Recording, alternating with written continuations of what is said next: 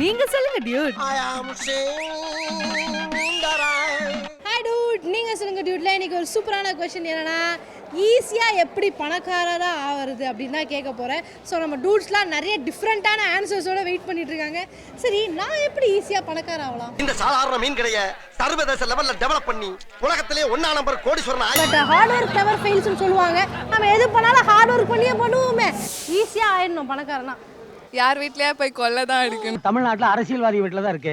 எல்லாரும் நெஞ்சு வலின்னு ஆஸ்பத்திரியில படுத்திருக்காங்க. வீட்டுல யாரும் இருக்க மாட்டாங்க. போனா கப்பு கப்பு நமக்கலாம். ஆனா ட்ரை பண்ணா மாட்டிப்பேனோன்னு பயம் இருக்கு. பயம் இருக்கா?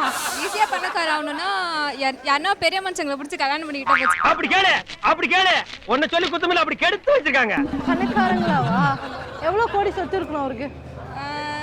என் அளவுக்கு நான் நிறைய எதிர்பார்க்க மாட்டேன்.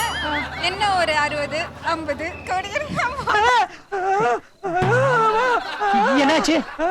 கண்ணெல்லாம் பொறி பறக்குதுப்பா. அதேதான். நல்ல அழகான பணக்கார வீட்டு பையனா பார்த்து கல்யாணம் பண்ணிக்கிட்டா அதுவும் அழகான பணக்கார வீட்டு பையனா? நீங்க சரின்னு சொன்னா நமக்கு தெரிஞ்ச ஒரு அழகான பையன் இந்த காலனியில் இருக்கான். கிட்டத்தட்ட என்ன மாதிரி இருக்கீங்க. சரி கண்டிப்பா கண்டிப்பா. இல்லைன்னா யாருன்னா ஒரு ரிச்சான பையனா இருந்தா கரெக்டானா ஓகே, மேரேஜ் பண்ணிக்கிட்டா. இல்ல ரிச்சான பையனா இருந்தா ரிச்சான பையனா? இது தெரிஞ்சிருந்தா நான் சாமான் சட்டோட வந்திருப்பேன். ஈஸியா பணக்காரனா என்ன பண்ணும்? ரிச்சான பையனை பார்த்து கல்யாணம் பண்ணிக்கணும். கேட்டுக்க ரிச்சான பையனை கல்யாணம் பண்ணிக்கணுமா? ஓஹோ. அப்போ முன்னாடி லவ் பண்ணி தான் என்ன பண்ணிருப்பீங்க? அந்த பையனை கழட்டி விட்டுட்டு அந்த பையனை கல்யாணம் பண்ணிப்பீங்க?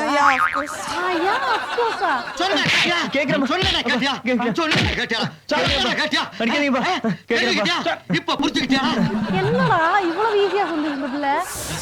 பணக்காரரா ஆகணும்னா என்ன பண்ணும்? உடைக்கணும். ஈஸியால எப்படி பணக்காரன் ஆயிட முடியும்? புரியாதவனா இருக்கிறீங்க. நானே வேற ஊர் பேங்க்ல கடனை வாங்கிட்டு சொல்லாம கொள்ளாம இந்த ஊரு கொடி வந்துட்டேன்.